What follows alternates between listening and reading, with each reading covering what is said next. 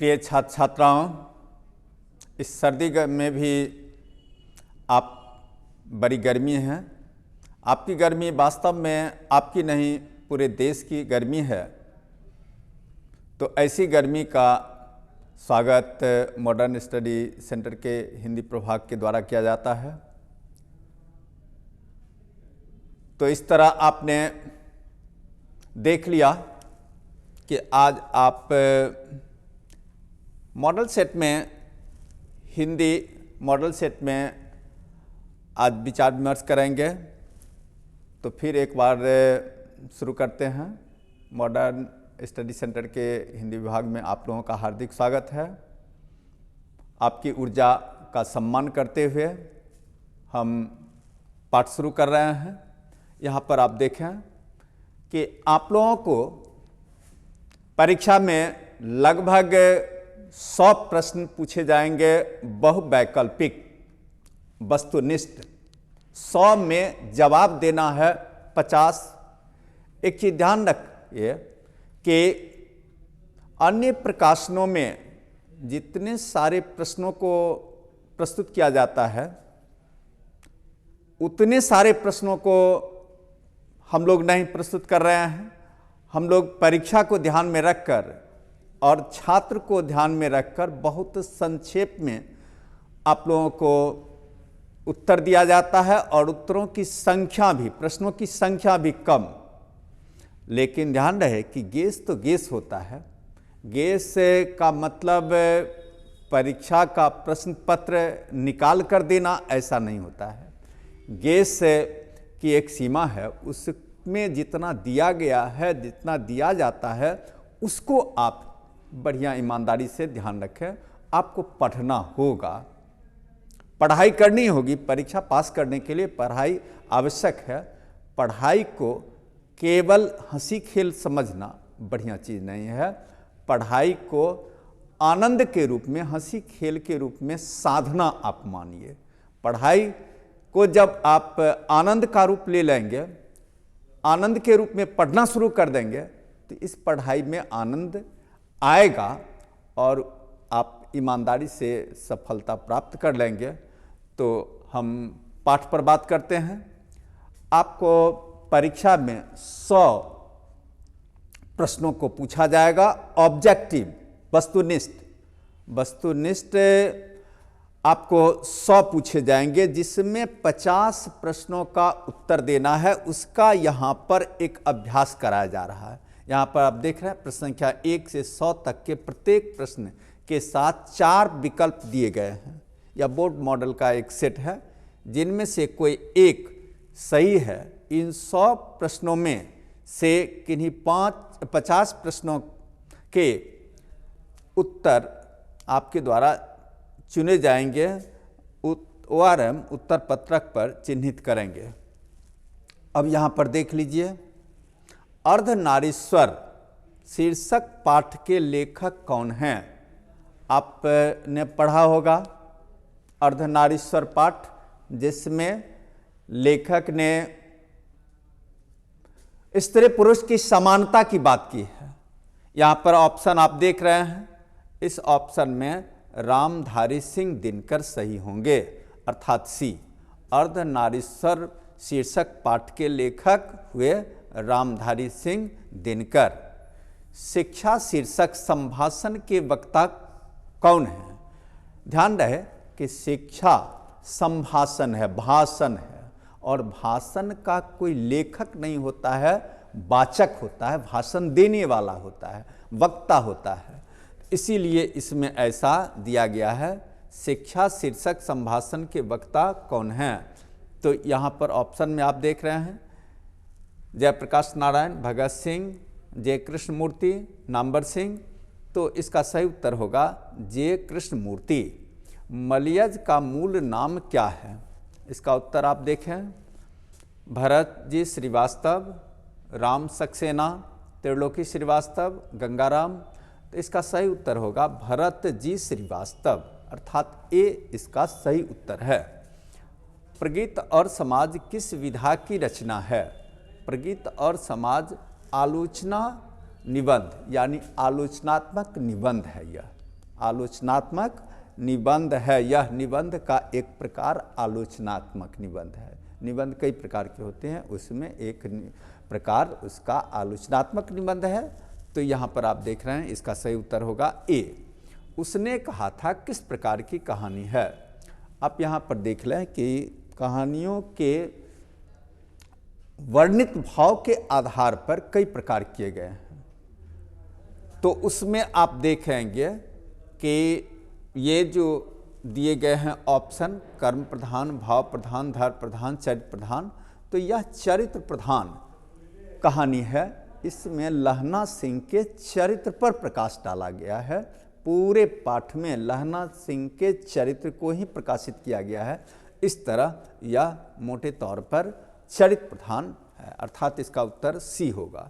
सिपाही की माँ शीर्षक पाठ के रचयिता कौन है। सिपाही की माँ शीर्षक पाठ के रचयिता मोहन राकेश हैं। इसका उत्तर डी होगा।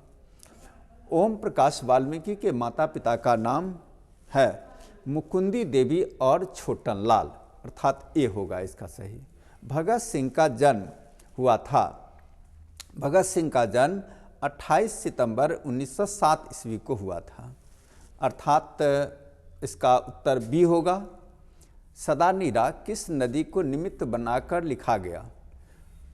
तो आपने पढ़ा होगा सदानीरा पाठ, उसमें गंडक नदी को निमित्त बनाकर लिखा गया है। उसमें पूरे पाठ में गंडक किनारे की संस्कृति प्रकृति का वर्णन है। तो गंडक नदी को निमित्त बनाकर लिखा गया है, अर्थात बी उसका उत्तर हो। धांगर शब्द का ओराव भाषा में क्या अर्थ होता है। धांगर शब्द का अर्थ ओराव भाषा में क्या है। यहाँ पर आप देखें ओराव भाषा में भारे का मजदूर होता है, अर्थात सी इसका उत्तर होगा। ओराव भाषा में धांगर का अर्थ भारे का मजदूर होता है, यहाँ पर ये सी होगा। चंपारण में गांधी जी के चमत्कार की कथा किसने लिखी है। चंपारण में गांधी जी के चमत्कार की कथा राजेंद्र प्रसाद, जो भारत के पहले राष्ट्रपति हुए, उन्होंने लिखा। तो इस तरह इसका उत्तर हो जाएगा बी। जयप्रकाश नारायण की पत्नी का नाम क्या है। जयप्रकाश बाबू की पत्नी का नाम प्रभावती है। आप जानते हैं कि मुंबई में एक बहुत बड़ा हॉस्पिटल है जिसका नाम प्रभावती हॉस्पिटल ही है, तो इन्हीं की पत्नी के नाम पर है। तो आपने देख लिया कि इनकी पत्नी का नाम है प्रभावती, ए होगा इसका सही। करवक शीर्षक कविता किसने लिखी है। करवक शीर्षक कविता आप लोगों ने पढ़ा होगा।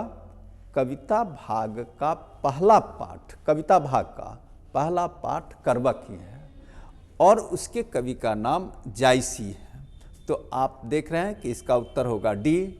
सूरदास किस भाषा के कवि हैं। यहाँ पर आप देख रहे हैं संस्कृति की भाषा का नाम है, मिसप्रिंटिंग है, संस्कृत होना चाहिए।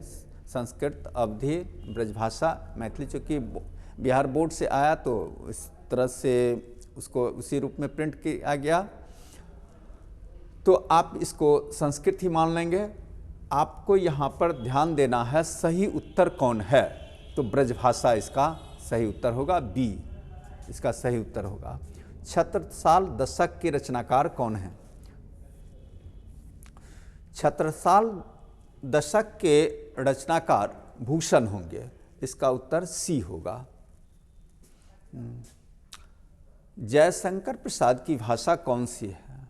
जयशंकर प्रसाद की भाषा खड़ी बोली हिंदी है। यहाँ पर ध्यान रहे कि बोर्ड के द्वारा पूछ दिया गया है कि जयशंकर प्रसाद की भाषा कौन है और ऑप्शन भी दे दिया गया है, लेकिन ध्यान रहे कि आरंभ में जयशंकर प्रसाद ने ब्रजभाषा में भी लिखा है, लेकिन उसमें बहुत कम लिखा और जयशंकर प्रसाद खड़ी बोली हिंदी के प्रतिष्ठित कवि के रूप में आज लोकप्रिय हैं। तो ऐसे कन्फ्यूजन में आपको सशंकित नहीं रहना है, आपको एकदम साफ साफ खड़ी बोली हिंदी चुनना है। इसका सी उत्तर होगा। ब्रजभाषा में लिखा ठीक है, लेकिन अधिक लोकप्रियता इनको मिली खड़ी बोली हिंदी के कारण, इसीलिए हम इन्हें खड़ी बोली हिंदी का कवि मानते हैं। इसका सी होगा। छावाद के ये बड़े कवि हुए खड़ी बोली हिंदी, सी उत्तर होगा। तुमुल कोलाहल कलह में शीर्षक कविता के कवि कौन हैं? तुमुल कोलाहल कलह शीर्षक कविता के कवि का नाम जयशंकर प्रसाद। यह कामायनी से उद्धृत है, कामायनी के श्रद्धा सर्ग से उद्धृत है। आगे हेनरी लोपेज कहाँ के रहने वाले हैं? हेनरी लोपेज कांगो अफ्रीका के रहने वाले हैं, अर्थात डी होगा। कवि भूषण को भूषण उपाधि किसने दी? कवि भूषण को भूषण उपाधि चित्रकूट के राजा रुद्र शाह ने दी, अर्थात सी होगा इसका। अधिनायक कैसी कविता है? तो अधिनायक व्यंग्यात्मक कविता है, अर्थात इसका उत्तर बी होगा। जूठन के हेडमास्टर का नाम क्या है? जूठन के हेडमास्टर का नाम कलीराम है, ए होगा इसका सही उत्तर। जे कृष्णमूर्ति किस रूप में देखे जाते हैं? जे कृष्णमूर्ति महामनीषी के रूप में देखे जाते हैं। नामवर सिंह किस पत्रिका का संपादक रहे? तो नामवर सिंह ने आलोचना नामक त्रैमासिक पत्रिका का संपादक हुए। तो ये आलोचना अर्थात इसका उत्तर सी होगा। हिंदी साहित्य का सूर्य किसे कहा जाता है? हिंदी साहित्य का सूर्य सूरदास को कहा जाता है। आप लोगों ने सुना होगा, सूर सूर तुलसी शशि उडगन के सबदास और कवि खदोत्तम जहतः करत प्रकाश। तो हिंदी साहित्य का सूर्य सूरदास को कहा जाता है, अर्थात बी होगा। चांद का मुंह टेढ़ा कविता संग्रह के रचयिता कौन है? चांद का मुंह टेढ़ा कविता संग्रह के रचयिता मुक्तिबोध हुए, अर्थात गजानन माधव मुक्तिबोध, ए होगा इसका सही उत्तर। इत्यादि शब्द का संधि विच्छेद है। इति जोर आदि, यहाँ पर आपने देखा होगा कि ई और अ के मेल से य बनता है, आ के मेल से या हो जाएगा, तो इसलिए इति जोर आदि इसका सही उत्तर होगा। यह स्वर संधि का उदाहरण है। गायक शब्द का संधि विच्छेद। गायक शब्द का संधि विच्छेद होगा गई जोर अक, गे जोर अक कर दीजिएगा तब गायक हो जाएगा। यहाँ पर गायक के लिए गई जोर अक, तब आकार की मात्रा बढ़ेगी, तो इसका उत्तर होगा बी। परमार्थ शब्द का संधि विच्छेद। परमार्थ शब्द का संधि विच्छेद होगा परम जोर अर्थ। परम जोर अर्थ का ये कह लीजिए कि परमार्थ हो जाएगा। विद्यार्थी शब्द का संधि विच्छेद। विद्या जोर अर्थी, ये स्वर संधि का उदाहरण हुआ। दुर्गम शब्द का विलोम क्या होगा? दुर्गम का सुगम होगा, अर्थात बी होगा इसका सही उत्तर। अनुकूल शब्द का विलोम होगा। अनुकूल शब्द का विलोम प्रतिकूल होता है। अनुकूल शब्द का विलोम प्रतिकूल, अर्थात ए होगा। आरोही शब्द का विलोम। आरोही शब्द का पहले अर्थ जान लीजिए। आरोही का मतलब होता है ऊपर चढ़ने वाला, आरोह ऊपर बढ़, और इसका उल्टा होगा अवरोही, नीचे की ओर उतरने वाला। तो अब यहाँ पर आप देख लीजिए अवरोही शब्द है, यानी ए इसका उत्तर होगा। विराग शब्द का विलोम क्या होगा? विराग शब्द का विलोम राग होगा, अर्थात डी। राग विराग निराला की एक बड़ी महत्वपूर्ण रचना का भी नाम है, तो राग का विलोम विराग होता है, तो इसका उत्तर डी हो जाएगा। आँखों का तारा होना मुहावरे का अर्थ, यहाँ पर आप देख रहे हैं, इसमें सही उत्तर हो जाएगा प्रिय होना। आँखों का तारा होना, प्रिय होना, सी होगा। ऊँट के मुंह में जीरा का मुहावरे का अर्थ होगा अधिक खाने वाले को कम खुराक, यानी खाने का मन है अधिक, खाने की क्षमता अधिक है और उसको दिया जा रहा है कम, तो इसी को हम कहते हैं ऊँट के मुंह में जीरा। अधिक खाने वाले को कम खुराक, यानी सी होगा। कान काटना का अर्थ हो, कान काटना का अर्थ यहाँ पर बी होगा, चतुर होना। घी के दिए जलाना, मुहावरे का अर्थ घी के दिए जलाने का अर्थ यहाँ पर समृद्ध होना होगा। ए नगर शब्द का विशेषण होगा, नगर शब्द का विशेषण नगरीय।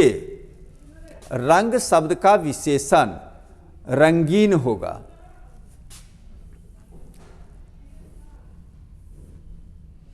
पत्थर शब्द का विशेषण, पत्थर शब्द का विशेषण पथरीला होगा। यहाँ गलती से पथरील लिखा गया है, पथरीला होना चाहिए। भारत शब्द का विशेषण होगा भारतीय, ए होगा यहाँ। जीव जंतु शब्द कौन समास है? जीव जंतु शब्द, जीव जंतु शब्द जीव और जंतु हो जाएगा, इसलिए यह द्वंद्व समास हो जाएगा। नीलांबर शब्द कौन समास है? नीलांबर शब्द में आप देख रहे हैं कि पहला पद नीला है यानी विशेषण है, तो जिस समास का पहला पद विशेषण होता है वह समास कर्मधारय होता है, अर्थात इसका उत्तर कर्मधारय होगा। भरपेट शब्द कौन समास है? इसमें आप देख रहे हैं कि भर शब्द का प्रयोग किया गया है, भर अव्यय है, तो जिस समास का पहला पद अव्यय होता है वह अव्ययभाव समास होता है, तो इसका बी हो जाएगा। चिड़ीमार शब्द कौन? चिड़ीमार चिड़िया को मारने वाला, यह तत्पुरुष समास हो जाएगा। सभा शब्द कौन लिंग है? सभा शब्द स्त्रीलिंग है। जल शब्द कौन लिंग है? जल शब्द पुल्लिंग है, ए हो जाएगा। दल शब्द कौन लिंग है? दल पुल्लिंग है, ए हो जाएगा। रुमाल शब्द कौन लिंग है? रुमाल शब्द भी पुल्लिंग है। उपवन शब्द में उपसर्ग है कौन चीज? तो इसका उपसर्ग हो जाएगा उप, अर्थात बी। ईमान शब्द में उपसर्ग है, ईमान शब्द में उपसर्ग मान मूल शब्द है ई, अर्थात ए हो जाएगा। सुकर्म शब्द में उपसर्ग है सु, अर्थात ए। प्रकाशित शब्द में प्रत्यय है इत, यहाँ पर आप देख रहे हैं ये ए होगा, इत। प्रकाश, प्रकाश में संस्कृत का शब्द है, उसमें इत प्रत्यय लगता है तो प्रकाशित हो जाता है। पठनीय शब्द में प्रत्यय है, पठनीय शब्द में अन्य, पठ मूल शब्द होगा और अन्य इसमें प्रत्यय होगा, यानी बी होगा इसका। पंकिल शब्द में प्रत्यय है, पंकिल शब्द में पंक में इल प्रत्यय लगेगा, अर्थात डी। काल के कितने भेद होते हैं? तो काल के आपने पढ़ा होगा 3 भेद होते हैं, वर्तमान, भूत और भविष्यत, तो ये 3 होंगे। अर्थ के आधार पर संज्ञा के कितने भेद हैं? तो अर्थ के आधार पर संज्ञा के 2 भेद होंगे, सार्थक और निरर्थक। हमेशा रहने वाला का एक शब्द क्या होगा? हमेशा रहने वाला, शाश्वत। शाश्वत का अर्थ होता है अस्थाई, हमेशा रहने वाला। जो सब कुछ जानता हो का एक शब्द होगा सर्वज्ञ। ईश्वर पर विश्वास रखने वाला का एक शब्द होगा आस्तिक। बालकृष्ण भट्ट की रचना वाचित साहित्य की कौन सी विधा है? ललित निबंध। जयप्रकाश नारायण को कौन सा पुरस्कार मिला?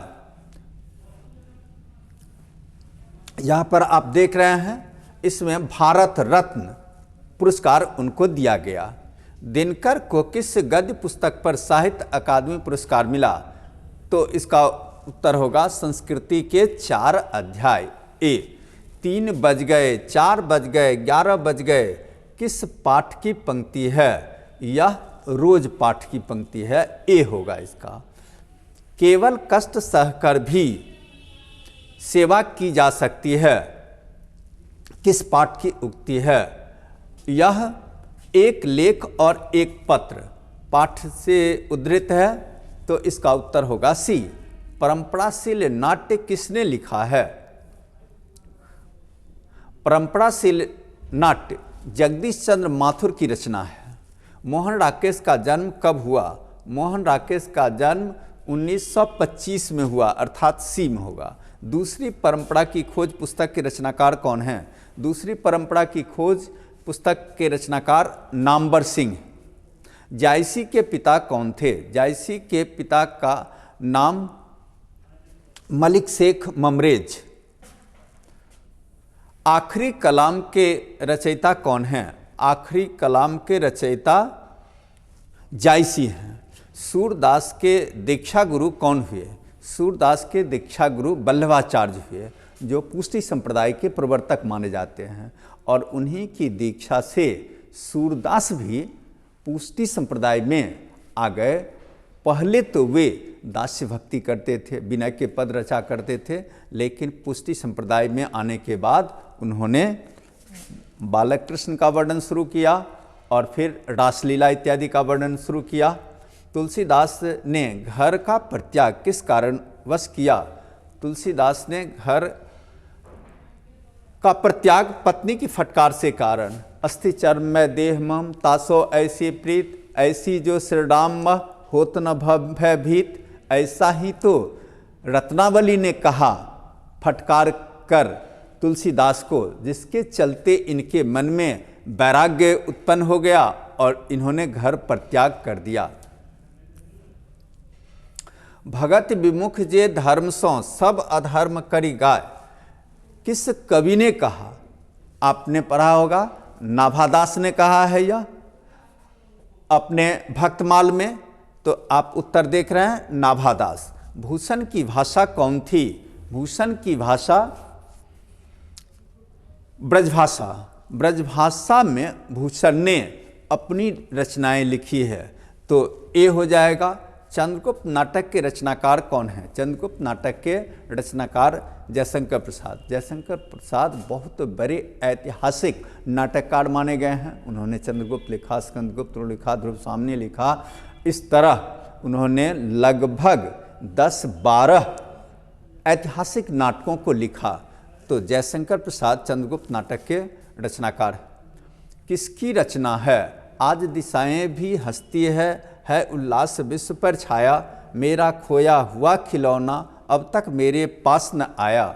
आप यहाँ कवियों को देखें, कवियत्रियों को देखें, इसमें सही है सुभद्रा कुमारी चौहान। निम्न में से गजानन माधव मुक्तिबोध की रचना कौन है? जन जन का चेहरा एक मुक्तिबोध की रचना है, तो इसका उत्तर हो जाएगा बी। दूध शब्द कौन संज्ञा है? दूध शब्द द्रववाचक संज्ञा है। द्रववाचक में आपने पढ़ा होगा कि जिसको नापा या तौला जा सके, तो वो द्रववाचक के अंतर्गत आता है। तो ये दूध नापने तौलने की चीज है, तो इस तरह यह द्रववाचक। मित्रता शब्द कौन संज्ञा है? तो मित्रता शब्द भाववाचक। याद रहे कि ता, पन, हट, बट, आई, अब इत्यादि लगा हुआ, इत्यादि प्रत्यय लगा हुआ जो शब्द है वह प्राय भाववाचक होता है। यानी भाववाचक बनाने के लिए इन प्रत्ययों का उपयोग किया जाता है। तो आप देख रहे हैं मित्र में ता लगा हुआ है, तो इस तरह यह भाववाचक है। सभा शब्द कौन संज्ञा है? सभा में एक से अधिक लोग की जुटानी होती है, तो इस तरह यह समूहवाचक का शब्द होगा। फरवरी शब्द कौन संज्ञा है? फरवरी एक महीने का नाम, एक महीना का नाम है, तो यह व्यक्तिवाचक संज्ञा है, यानी बी होगा। ऊर्जा शब्द का पर्यायवाची। ऊर्जा शक्ति का प्रतीक है, ऊर्जा एनर्जी है, तो यह शक्ति है, डी है। ओठ चबाना मुहावरे का अर्थ है क्रोध प्रकट करना। क्रोध से लोग ओठ चबाने लगते हैं। यह एक मुहावरा है, विशेष अर्थ में इसका प्रयोग किया जाता है, प्रतीकात्मक अर्थ में। तो ये सी इसका उत्तर होगा। खून का घूंट पीना मुहावरे का अर्थ। खून का घूंट पीना आप ऑप्शन में देख रहे हैं। क्रोध प्रकट करना, गुस्सा पचा जाना, किसी का अनिष्ट करना, इनमें से कोई नहीं, तो गुस्सा पचा जाना इसका सही उत्तर होगा। क्रोध को भीतर ही भीतर दबा लेना। आगे है टेढ़ी खीर होना मुहावरे का अर्थ है कठिन कार्य। ए होगा इसका सही उत्तर। मुट्ठी में करना मुहावरे का अर्थ वश में करना, यानी डी होगा इसका अर्थ। हंसी खेल समझना मुहावरे का अर्थ है किसी काम को बिल्कुल साधारण काम समझना, अर्थात ये सी होगा। लाजवाब शब्द कौन समास है? ला शब्द अपने आप में अव्यय है, तो इस तरह यह अव्ययभाव समास हो जाएगा। तिरंगा शब्द कौन समास है? यहाँ पर आप देख रहे हैं कि 3 रंग की बात है, तो 3 यानी जिस समास का पहला पद संख्यावाचक हो वह द्विगु हो जाएगा। तो आप यहाँ पर देखें ऑप्शन या द्विगु दिया हुआ, तो ए सही हो जाएगा। चतुरानन शब्द कौन समास है? चतुरानन हमेशा विशेष अर्थ में आता है। कत चतुरानन मरि मरि जावत न तो आदि अवसाना, आपने पढ़ा होगा विद्यापति में। तो चतुरानन आपको ब्रह्मा जी के लिए है, बहुव्रीहि समास यह होगा विशेष अर्थ में। रोग पीड़ित कौन शब्द है? रोग से पीड़ित इसका विग्रह होगा। ध्यान रहे कि जिस समास का विग्रह करने के बाद यदि आपको कारक चिन्ह बीच में आ जाता है तो प्रायः वह तत्पुरुष समास होता है, या तत्पुरुष हो जाएगा। रोग से पीड़ित तत्पुरुष समास होगा। आयात शब्द का विलोम, आयात का निर्यात होता है, यहाँ पर आप देख रहे हैं सी। नास्तिक शब्द का विलोम आस्तिक होगा, ये यहाँ आप देख रहे हैं। उमस शब्द का विलोम, उमस से गर्मी, तो उसका उल्टा हो जाएगा ठंडक। गरीब शब्द का विलोम, गरीब का विलोम अमीर होगा, यहाँ आप डी देख रहे हैं। जिसके सिर पर चंद्रमा है का एक शब्द, तो चंद्रशेखर होगा इसके लिए। जिसके हाथ में चक्र है, तो जिसके हाथ में चक्र होगा तो चक्रपाणी हो जाएगा, पानी का अर्थ होता है हाथ, तो ये डी हो जाएगा। गोद में लिया हुआ पुत्र, तो गोद में लिया हुआ पुत्र को दत्तक पुत्र कहा जाता है, बी हो जाएगा। ज्ञानोदय का संधि विच्छेद, ज्ञान जोर उदय, ज्ञानोदय हो जाएगा। जैसे सूर्य जोर उदय सूर्योदय, इसी तरह ज्ञान जोर उदय ज्ञानोदय, तो इसका उत्तर सी हो जाएगा। आगे है पुरुषोत्तम का संधि विच्छेद, पुरुष जोर उत्तम, आप यहाँ देख रहे हैं पुरुष जोर उत्तम, ए होएगा। तो इस तरह आपने देख लिया कि ये आपको 100 प्रश्नों का वस्तुनिष्ठ विकल्प दिया गया है, और इसमें आप देख रहे हैं कि इन 100 प्रश्नों में आपकी सुविधा के लिए हमने तो आपको बता ही दिया है, लेकिन आपकी सुविधा के लिए हमने यहाँ पर आंसर शीट बनवा के दे दिया है, जिससे कि आप आसानी से अपने अभ्यास को पूरा कर सकें। तो इस तरह यह पाठ आज का आपका समाप्त हो गया। तो इससे गर्मी में सर्दी और सर्दी में गर्मी लाने वाली ऊर्जा के साथ आप लोगों को बहुत बहुत धन्यवाद। आशा है परीक्षा में आप ऐसी ही गर्मी का परिचय देंगे, सर्दी से घबराएंगे नहीं। धन्यवाद। अगले पाठ में फिर से